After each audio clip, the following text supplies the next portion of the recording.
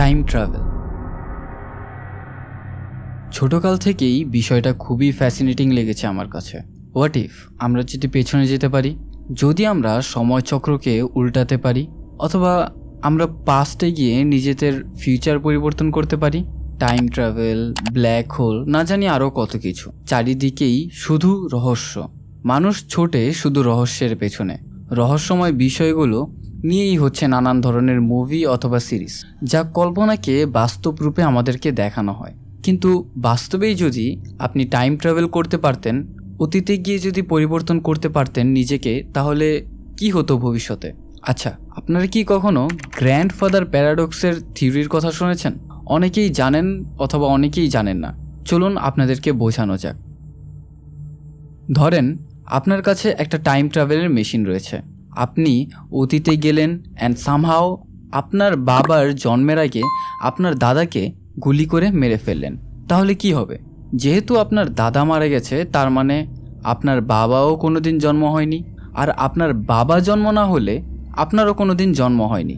তাহলে ভবিষ্যৎ থেকে পাস্টে এসে কিভাবে আপনার দাদাকে মারলেন, যেখানে আপনার নিজেরই অস্তিত্ব নেই? তাহলে আপনার দাদাকে কে মারল? হয়ে গেল না একটা লুপহোল? টাইম ট্রাভেল নিয়ে এই ফেমাস কন্ট্রাডিকশনকে বলা হয় দ্য গ্র্যান্ডফাদার প্যারাডক্স। কিন্তু এই একটাই থিওরি নয়, আরও আছে, যেমন বুটস্ট্র্যাপ প্যারাডক্স। এখন এই বুটস্ট্র্যাপ প্যারাডক্সটা কি? ধরেন আপনি আমার ভিডিও দেখে নিউটনের লজ অফ মোশন সম্পর্কে জানতে পারলেন। এখন টাইম ট্রাভেল করে যখন আপনি নিউটনের এই সূত্র আবিষ্কারই করেনি, তখন গিয়ে আপনি তাকে সূত্রটা দিয়েছেন এবং সে আপনার সূত্র পড়েই লজ অফ মোশনের সূত্র আবিষ্কার করলো। যখন আপনি বর্তমানে ফিরে আসলেন এবং আপনার স্কুলে এসে দেখেন সেই একই লজ অফ মোশন সম্পর্কে পড়াচ্ছে, তখন মাথায় একটা প্রশ্ন আসে যে আসলে অ্যাকচুয়ালি এই সূত্রটি কে আবিষ্কার করলো?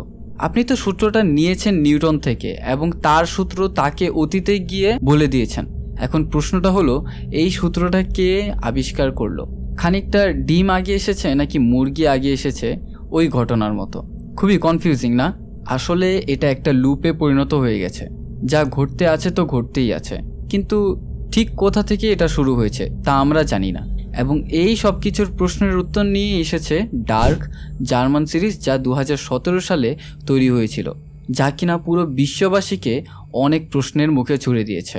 এবং আজকে আমি ডার্কের এপিসোড 5 নিয়ে কথা বলবো। এবং আপনি যদি আমার এই এপিসোড 5-এ ক্লিক করে এসেছেন, তাহলে অবশ্যই আমার এর আগের 4টি এপিসোড দেখে আসবেন, তাহলে স্টোরিটা আপনার বুঝতে খুবই সুবিধা হবে। তো হ্যালো বন্ধুরা, কেমন আছো তোমরা সবাই? আশা করি সবাই খুবই ভালো আছো। And if you new to my channel, then let me reintroduce myself. আমি Emon and welcome to my channel cine হল।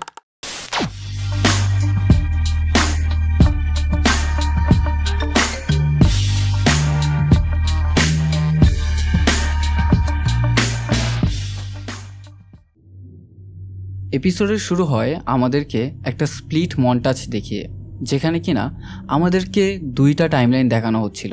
যেখানে কিনা আমাদেরকে 1986 সালে ইগন টাইটম্যানকে দেখানো হচ্ছে। পুলিশ স্টেশনের মধ্যে সে দাঁড়িয়ে যতগুলো কেস ছিল তা ইনভেস্টিগেশন করছে, এবং তার পাশাপাশি আমাদেরকে শার্লেটকেও দেখানো হয়। সে 2019 সালে যতগুলো নিখোঁজের কেস রয়েছে তা ইনভেস্টিগেশন করছে, এবং আপাতত নতুন একজন ভিকটিম তার সাথে যোগ হয়েছে, যে কিনা সেই ছোট্ট বাচ্চাটা ইয়াসিন। তার সাথে সাথে আমাদেরকে হ্যানা এবং উলরিককে 2টা টাইমলাইনে দেখানো হয়। 1986 সালেও হ্যানা উলরিককে পছন্দ করত এবং বর্তমানেও হ্যানা উলরিকের পেছনেই পড়ে আছে। 2019 সালে আমরা হ্যানাকে দেখতে পাই, যেখানে কিনা সে উলরিককে বারবার কল করেই যাচ্ছে, কিন্তু উলরিকের কোনো রেসপন্স পাওয়া যায় না।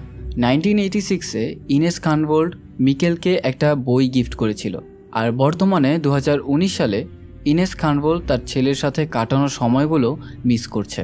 অন্যদিকে 2019 সালে মার্থা জোনাসকে বারবার কল করছে, এবং তার পাশাপাশি বার্থোস মার্থাকে বারবার কল করেই যাচ্ছে, এবং তাদের 3জনের লাভ ট্রায়াঙ্গেলকে আমাদেরকে একই স্ক্রিনে দেখানো হয়। কিন্তু জোনাসের হাতের মধ্যে রয়েছে লাল একটা সুতো। আসলে এই সুতোটা কিসের? অ্যাকচুয়ালি এই লাল সুতোটা সে পেয়েছিল যখন সে উইন্ডেন কেভের ভেতরে প্রবেশ করেছিল এবং তার সাথে সাথে কিছুক্ষণ পরই সে ফিরে এসেছিল তার সাইকেলের মধ্যে এই লাল সুতোটা বাঁধা অবস্থায় দেখতে পায় সে। সেখান থেকেই সে এই লাল সুতোটা পেয়েছে। যদিও ডার্কের স্টোরি টাইম ট্রাভেল এবং সাইফাই জনরার, কিন্তু আমার এটা মনে হয় এই সম্পূর্ণ স্টোরিটা শুধু টাইম ট্রাভেল এবং সাইফাইয়েরই নয়, বরং এই সম্পূর্ণ স্টোরিটা হচ্ছে প্রত্যেকটা ক্যারেক্টারের। কোন ক্যারেক্টারটা কেমন এবং কোন সিচুয়েশনের মধ্যে কোন ক্যারেক্টারটা কী বিহেভ করছে, এই ব্যাপারগুলোই খুবই ইন্টারেস্টিং। যদি দুটো ক্যারেক্টার একসাথে দাঁড়িয়ে কনভারসেশন করছে, জাস্ট সিম্পল একটা কনভারসেশন, অ্যান্ড সেটাই আমাদের কাছে খুবই রহস্যময় এবং খুবই ইন্টারেস্টিং মনে হয়।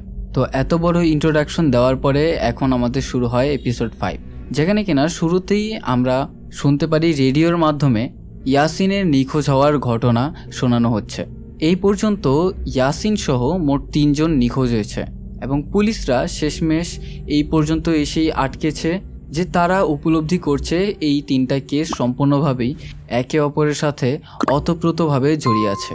অন্যদিকে শার্লেট তার মেয়েকে ইয়াসিনের নিখোঁজ হওয়ার ঘটনা জানায় এবং তাকে সম্পূর্ণ ঘটনা বলার পরে সে বলছিল, গতকাল তুমি যেই ব্যক্তিটির নাম বলেছিলে নোয়া, তার ফেস কি তোমার এখনও মনে আছে? যদি তোমার ফেসটা মনে থাকে তাহলে আমাকে বলো, আমি একজন স্কেচ আর্টিস্টকে ডাক দিচ্ছে। এলিজাবেথ সেখানে রাজি হয়ে যায়, কিন্তু সেখানে হঠাৎ করে পিটার এসে শার্লেটকে একটু শাসন করছিল এবং সে বলছিল যে তুমি বাচ্চাদের সাথে এতটা স্ট্রিক্ট হতে পারো না। যার উত্তরে শার্লেট একটা কথা বলেই পিটারের সম্পূর্ণ মুখ বন্ধ করে দেয়। সে বলছিল, যেদিন মিকেল গায়েব হয়েছিল সেদিন রাত্রে তুমি কোথায় ছিলে? পিটার তাকে বলছিল যে সে তার অফিসের মধ্যে ছিল, কিন্তু শার্লেট তাকে বলছিল যে তুমি মিথ্যে বলছো এবং শার্লেট সে তাকে সেই গাড়ির ছবিটি তাকে দেখায়, যেটা কিনা সিসিটিভি ফুটেজ থেকে নেওয়া হয়েছিল। সেই শার্লেটের কাছে হাতে নাতে ধরা পড়ে যায় এবং তাকে বলে যে তুমি যাই বলো সেদিন রাতে তুমি অফিসে ছিলে না।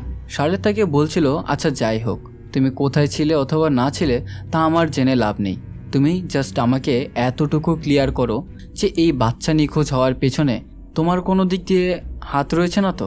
যার কারণে পিটার তার দিকে কিছুক্ষণ চুপ করে তাকিয়ে সে বলছিল, পাগল হয়েছ নাকি? এবং পিটার সেখান থেকে চলে যায়। কিন্তু পিটারকে দেখে এমনটা মনে হচ্ছিল যে সে যে কোনো একটা কাজের জন্য খুবই গিল্টি ফিল করছে এবং যার কারণে সে শার্লেটের ঠিকমতো কোনো প্রশ্নের উত্তরও দিচ্ছিল না। 1986-এর মধ্যে আমরা ইনেস খানবোল্টকে দেখতে পাই, যে কিনা মিকেলের সামনে গিয়ে বসে এবং তাকে বলছিল, তুমি তোমার বাবা মার সম্পর্কে যা জানো আমাকে বলো, আমি তোমাকে সাহায্য করব তোমার ফ্যামিলির কাছে পৌঁছে দিতে। অন্যদিকে আমরা বর্তমানে ফিরে যাই, যেখানে কিনা আমরা সেই অচেনা ব্যক্তিটিকে দেখতে পাই, যার ঘরের মধ্যে অনেক ব্ল্যাক হোল, ওয়ার্ম হোলের পিকচার, না জানি আরও কত কিছুর পিকচার টানানো রয়েছে। ঘরটা সম্পূর্ণ সাইন সিম্বল দিয়ে ভরা। আশ্চর্যের বিষয় ছিল এটা, তার সামনে একটা নিউজ পেপারের টুকরো ছিল, সেখানে জার্মানি ভাষায় লেখা ছিল মিকেল কোথায় রয়েছে এবং সে সেই লেখাটা কেটে লিখেছে মিকেল কখন রয়েছে। তারপরে সে রেজিনার সাথে গিয়ে দেখা করে এবং তার সামনে একটা বক্স নিয়ে যায়। সেখানে সে রেজিনাকে এটা বলছিল যে সে এখন চলে যাচ্ছে, যার কারণে রেজিনা কিছুটা ঘাবড়ে যায় এবং এই কারণে সেই ব্যক্তিটি তাকে বলছিল, আমি কিছুদিনের জন্যই যাচ্ছি, আমি আমার রুমটা এখনও রাখতে চাই। মানে সে চলে যাচ্ছে এবং যতদিন সে না থাকবে সে ততদিনের বিলটাও পেমেন্ট করে দেবে। এবং যাওয়ার আগেই সে রেজিনার কাছে একটা বক্স দিয়ে যায় এবং তাকে বলে যে এই বক্সটা অ্যাড্রেস মতো পাঠিয়ে দিতে, এবং এই বক্সটার মধ্যে জোনাসের বাড়ির অ্যাড্রেস রয়েছে। মূলত পার্সেলটা ছিল জোনাসের জন্যই। অন্যদিকে বার্তোস মার্থাকে কল করেই যাচ্ছে, কিন্তু তার কোনো খোঁজ খবর নেই। কিন্তু হঠাৎ করে তার পাশে থাকা এরিকের মোবাইল যেটা সে পেয়েছিল, সেই মোবাইলটার মধ্যে একটা কল আসে। কলটা রিসিভ করার পরেই অপর পাশ থেকে তাকে বলছিল, হ্যালো বার্তোস, আমি নোয়া। তার উত্তরে বার্তোস তাকে বলছিল, আপনি আমার নাম জানেন কি করে? এবং এখানে আসলে একটা প্রশ্ন রয়েছে, আসলে অ্যাকচুয়ালি এই নোয়াটাকে এবং সে কিভাবে বার্তোসের নাম জানে, সে কিভাবে বার্তোসকে চেনে, এবং তার সাথে সাথেই এখানে সিনটা কাট হয়ে যায়। অন্যদিকে জোনাস বার্তোসের এখানে চলে আসে। সেখানে দুজন গেম খেলার প্ল্যান করছিল। বার্তোস জোনাসকে বলছিল যে সে তার ফোন কেন ওঠাচ্ছিল না। সেখানে জোনাস তাকে মিথ্যা কথা বলে। সে তাকে বলছিল সে নাকি পিটার ডপলারের কাছে থেরাপি সেশনের মধ্যে ছিল। বার্তোস সেখানে মার্থার বিষয়ে কথা বলে এবং সে জোনাসের কাছে এটা বলছিল যে তাদের দুজনের মাঝে যেই সমস্যাগুলো রয়েছে সেই সমস্যাগুলো কিভাবে ঠিক করবে। জোনাস তাকে সেখানে একটু জ্ঞান দেয় এবং তাকে বলে যেভাবে যা রয়েছে তা সেভাবেই চলতে থাকুক, কয়েকদিন পর এমনিতেই মার্থা তোকে কল করা শুরু করবে। এবং এই বলে তারা দুজন গেম খেলা শুরু করে। গেম খেলার মাঝে বার্তোস জোনাসকে একটা সিক্রেট কথা বলে। সেখানে সে বলছিল যে তার কাছে এরিকের যা জিনিসপত্র রয়েছে সব কিছুই রয়েছে এবং তার নাকি এরিকের ড্রাগ ডিলারের সাথে কথা হয়েছে এবং সে তার সাথে দেখা করতে চায়। সেখানে বার্তোস জোনাসকে বলছিল তুইও আমার সাথে নিস, একসাথেই যাব। আসলে জোনাস এই আইডিয়াটার সাথে কমফোর্টেবল না, কিন্তু তাও সে একটু পরে রাজি হয়ে যায় তার সাথে যাওয়ার জন্য। অন্যদিকে হ্যানা আর সহ্য না করতে পেরে চলে গেল উলরিকের বাড়িতে। And sorry guys for integration, আমার এখানে একটা কথা না বললেই নয়, এই সম্পূর্ণ সিরিজের মধ্যে এই হ্যানা ক্যারেক্টারটা আমার সবচেয়ে বেশি অপছন্দের একটা ক্যারেক্টার। বেচারা উলরিকের যেখানে তার সন্তান নিখোঁজ হয়েছে এবং সে মানসিকভাবে ভেঙে পড়েছে, সেখানে হ্যানা উলরিকের সাথে কোয়ালিটি টাইম স্পেন্ড করতে চায়। এই বিষয়টি নিয়ে আপনাদের মতামত কি তা অবশ্যই কমেন্টের মধ্যে লিখে যাবেন। পরবর্তীতে হ্যানা যখন গেটের মধ্যে নক করে, সেখানে ক্যাথরিনা এবং মার্থা গেট খোলে। হ্যানার হাতে আমরা কিছু খাবারের জন্য দেখতে পাই। সেখানে হ্যানা তাদেরকে দাঁড়িয়ে দাঁড়িয়ে বলছিল আমি জানি তোমরা কি একটা সিচুয়েশনের মধ্যে দিয়ে যাচ্ছ, যার কারণে তোমাদের সাথে দেখা করার জন্য চলে আসলাম আমি। তো লিটারেলি সেখানে ক্যাথরিনা তাকে ঘরের মধ্যে যদিও প্রবেশ করতে দিতে চাইছিল না, তাও সে এই সময়ে টলারেট করে তাকে ঘরে প্রবেশ করতে দেয়। ঘরের মধ্যে ক্যাথরিনা এবং হ্যানার দুজনের মধ্যে কথা হচ্ছিল। ঠিক সেই মুহূর্তেই উলরিক সেখানে চলে আসে। উলরিক সেখানে হ্যানাকে দেখে অনেকটাই অবাক হয়ে যায়। উলরিকের ফেস এক্সপ্রেশন দেখে আমরা এটা বুঝতে পারি যে সে কিছুটা মেজাজ গরম হয়ে গেছে, কেননা তার বাড়িতে তাকে না জিজ্ঞাসা করেই সে চলে এসেছে। সেখানে হ্যানা উলরিককে এটা বলছিল তুমি চাইলে আমাকে ড্রপ করে দিতে পারো। অন্যদিকে ক্যাথরিনা উলরিকের দিকে ড্যাব ড্যাব করে তাকিয়ে রয়েছে। দেখে এমনটা মনে হচ্ছিল যে তাকে গিলেই ফেলবে। সো এখন করার কিছুই নেই, উলরিক তাকে লিফট দেয়।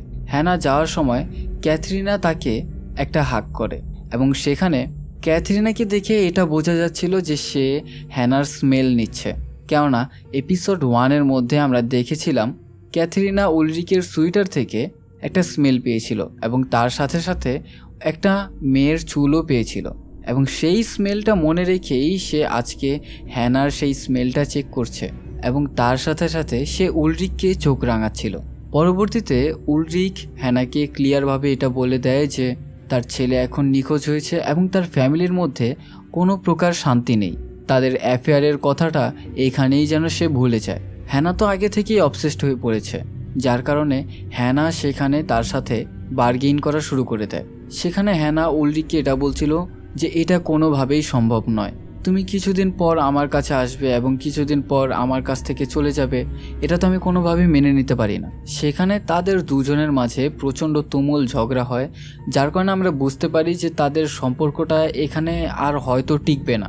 এবং এখানে উলরিক তার ওপর এতটাই মেজাজহারা হয়ে যায়, যার কারণে সে তাকে গাড়ি থেকে বের করে দেয় এবং হ্যানার চোখে মুখে আমরা সম্পূর্ণভাবেই ফ্রাস্ট্রেশন লক্ষ্য করতে পারছিলাম এবং সে হয়তো দাঁড়িয়ে দাঁড়িয়ে উলরিকের সাথে কাটানোর সময়গুলো মনে করছে, যার কারণে আমাদেরকে আবারও পাস্টে নিয়ে যাওয়া হয়, যেখানে আমরা দেখতে পারছিলাম হ্যানার ভালোবাসাকে অন্য আরেকজন নিয়ে যাচ্ছে, কিন্তু তাও সে কোনোভাবেও উলরিকের থেকে মন হারায়নি।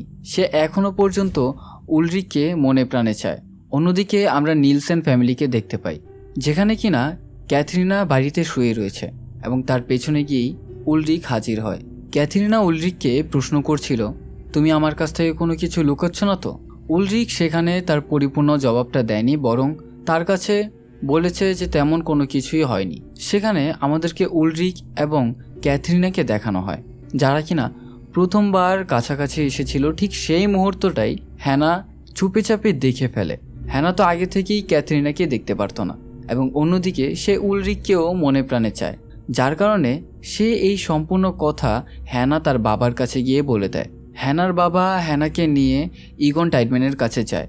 সেখানে হ্যানা ইগন টাইডম্যানকে এটা জানায় উলরিক নাকি ক্যাথরিনাকে রেপ করেছে, কিন্তু আমরা জানি যে তাদের দুজনেরই সম্মতি ছিল। সো এখানে উলরিকের ওপর একটা মিথ্যা আরোপ লাগানো হয় এবং আগুনের মধ্যে আরও ঘি ঢেলে দেওয়ার ব্যাপারটা হচ্ছে এটা, ইগন টাইডম্যান আগে থেকেই উলরিককে দেখতে পারতো না, যার কারণে সে গিয়ে উলরিককে গ্রেফতার করে নিয়ে আসে। আশ্চর্যের বিষয় হচ্ছে এটা, এত ছোট বয়সে হ্যানা যেহেতু এত বড় কর্মকাণ্ড করতে পারে, আর এখন তো সে বড়ই রয়েছে, তো আপনারা ভেবেই নিতে পারেন যে এখন উলরিকের সাথে কি হতে চলেছে। অন্যদিকে 1986 সালে আমরা মিকেলকে দেখতে পাই, যেখানে কিনা মিকেলের সাথে দেখা করতে এসেছে একজন প্রিস্ট। সে তার নাম সেখানে বলেছিল, তার নাম নাকি নোয়া। সে মিকেলের কাছে এটা প্রশ্ন করছিল, তুমি কি ঈশ্বরে বিশ্বাস করো? মিকেল তার সাথে এটা জবাব দেয় যে সে ঈশ্বরে বিশ্বাস করে না। সে তাকে বলে যে তার বাবার কথা অনুযায়ী ধর্ম খুবই উল্টাপাল্টা একটা জিনিস, সে বিশ্বাস করতে চায় না, যার কারণে মিকেল তার বাবার লেগেসিটাই ধরে রেখেছে। মূলত এখানে আপনি বলতে পারেন যে উলরিক এখানে একজন এথিস্ট। মিকেল সেখানে বলছিল যে সে কোনো গডে বিশ্বাস করে না, পৃথিবী এবং মানবজাতিকে কোনো গড তৈরি করেনি, বরং তারা সবাই নাকি এভলিউশন হয়েছে। সেখানে নোয়া তাকে ব্রেইন ওয়াশ করার চেষ্টা করছিল, কিন্তু সে কোনোভাবেই তার উপর বিশ্বাস আনে না। অন্যদিকে 2019 সালে শার্লেট 33 বছরের একটা সাইকেল নিয়ে কথা বলছিল। সেখানে বলছিল প্রত্যেক 33 বছর পরে নাকি সব জিনিসগুলো আবার আগের জায়গায় ফিরে আসে। সেখানে সে এটা বলছিল যে তার দাদা নাকি এই জিনিসগুলো নিয়ে খুবই অবসেস ছিল। শার্লেটের দাদা একজন সায়েন্টিস্ট ছিল, এবং সে নর্মাল কোনো সায়েন্টিস্ট ছিল না। তার নাম হচ্ছে এইচজি তানহস, এবং এইটাই সেই ব্যক্তিটা যে কিনা সেই বইটি লিখেছিল আ জার্নি থ্রু টাইম, এবং এই বইটাই আমরা সেই অচেনা ব্যক্তিটির কাছে দেখেছিলাম। এবং ঠিক একই বই 1986 সালে হেলগে ডপলার ক্লডিয়া টাইটম্যানকে দিয়েছিল।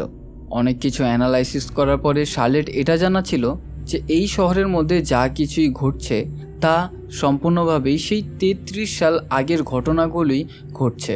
মানে এটা একটা সাইকেলের মতো পরিণত হয়ে গেছে। প্রত্যেক 33 বছর পরপরই আগে যা ঘটনা ঘটেছিল সেই ঘটনা এখন আবার ঘটছে।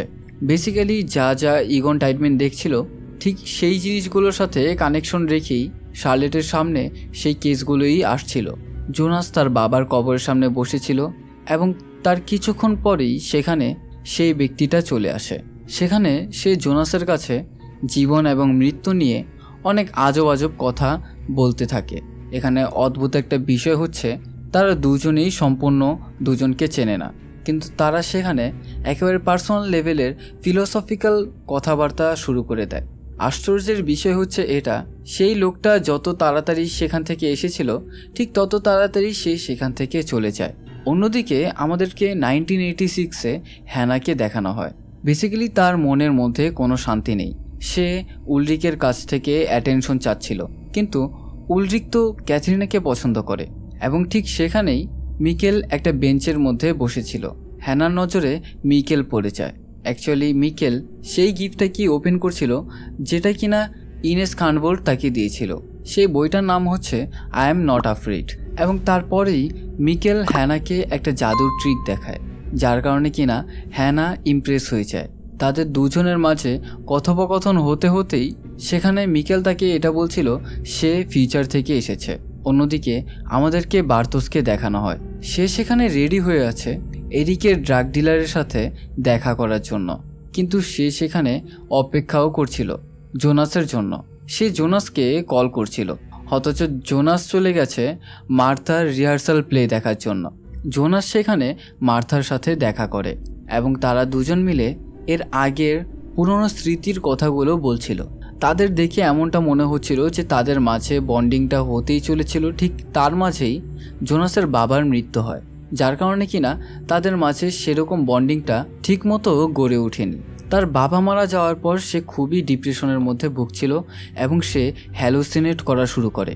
মাঝে মাঝে তার বাবাকেও সে স্বপ্নে দেখতে পেত, এবং তার সাথে সাথে সে বাস্তবেও দেখতে পেত, যা কিনা এর আগেও আমরা দেখেছি। এবং তার কারণেই সেই স্কুলে যেতে পারছিল না, বরং সে থেরাপি সেশন নেওয়া শুরু করে। সে তার বন্ধু বার্তোসকে আগে থেকেই সম্পূর্ণ কথা বলে দিয়েছিল। সে বলেছিল যে স্কুলের মধ্যে কেউ যেন না জানতে পারে যে সে থেরাপি নিচ্ছে, যার কারণে বার্তোস সারা স্কুলের মধ্যে এই কথা ছড়িয়ে দেয় যে সে প্যারিসের মধ্যে ভ্যাকেশন কাটাচ্ছে। মার্থা এবং জোনাসের মাঝে যত কনফিউশন ছিল সব কিছুই দূর হয়ে যায়, এবং তারা একে অপরকে ভালোবাসার কথা স্বীকার করে দেয়। অন্যদিকে বার্তোস একটা নীরব জায়গার মধ্যে দাঁড়িয়ে রয়েছে, সে এটা জানে না যে তার বন্ধু এবং তার গার্লফ্রেন্ড তাকে ধোঁকা দিচ্ছে। অন্যদিকে গাড়ির মধ্যে বার্তোজের জন্য অপেক্ষা করছে নোয়া। নোয়া সেই ব্যক্তিটাই যাকে কিনা আমরা 1986 সালে মিকেলের সামনে দেখেছিলাম এবং আমরা 2019 সালেও নোয়াকে দেখতে পাচ্ছি এবং তার মধ্যে বয়সের কোনো ডিফারেন্স নেই এবং তার মানে দাঁড়ায় এই ব্যক্তিটা টাইম ট্রাভেলার।